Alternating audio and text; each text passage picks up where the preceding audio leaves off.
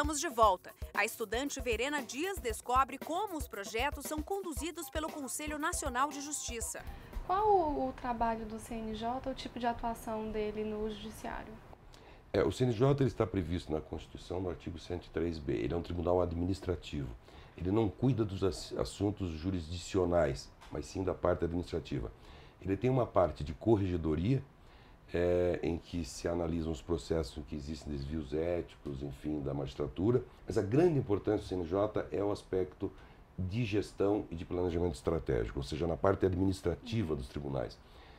Nós temos formados e feito o concurso jovenzinhos, jovenzinhas, hoje muitas mulheres, que adentram a magistratura, ficam a vida inteira julgando atrás de uma cadeira com milhares de processos e chegam depois à presidência do Tribunal de Justiça, que normalmente é o segundo maior orçamento do Estado, sem a mínima noção de administração.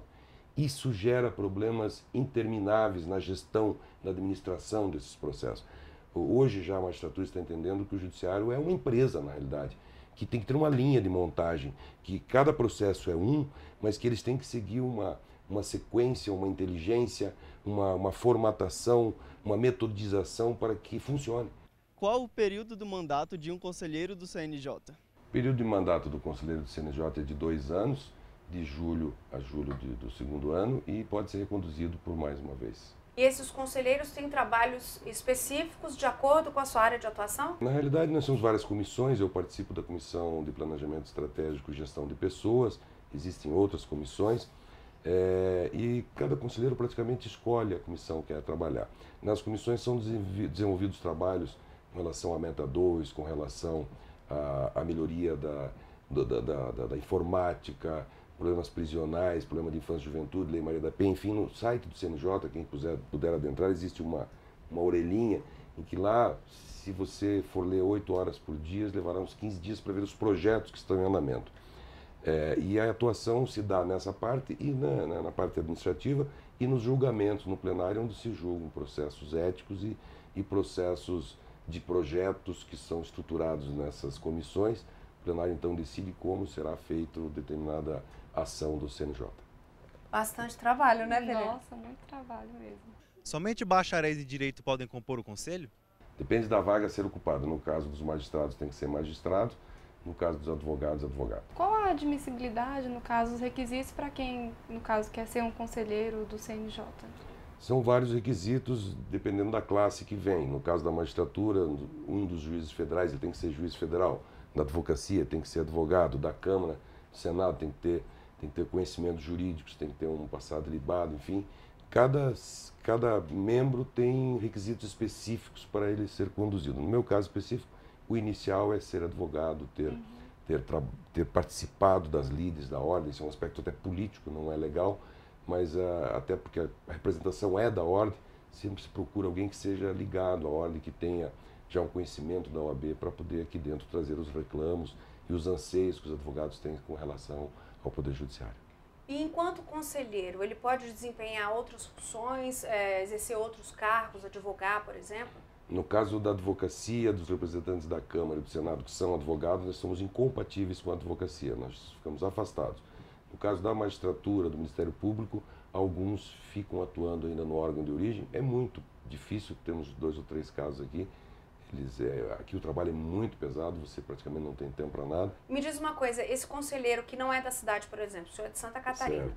O senhor reside em Brasília no tempo do mandato ou fica indo e vindo? Como é que funciona isso? Não há necessidade de residir em Brasília. Eu até fico bastante tempo em Brasília, mas o nosso gabinete ele está dentro de um laptop. O processo é todo eletrônico. Nós, de qualquer lugar do Brasil ou do mundo, nós despachamos. Nas viagens que nós fazemos, nós despachamos direto o processo eletrônico. E eu optei por não residir em Brasília, efetivamente. Tenho família em Florianópolis e prefiro voltar para lá sempre quando posso, aos finais de semana. Isso quando eu estou em missão também do Conselho. Nós viajamos muito para as diversas unidades da Federação, até para que nós todos tenhamos um conhecimento da diversidade do Brasil. Quando se toma uma atitude, por exemplo, como foi feito aqui com relação ao uso de veículos oficiais, uma resolução é bem feita, mas foi olvidado que na Amazônia não se usa carro, se usa barco, avião.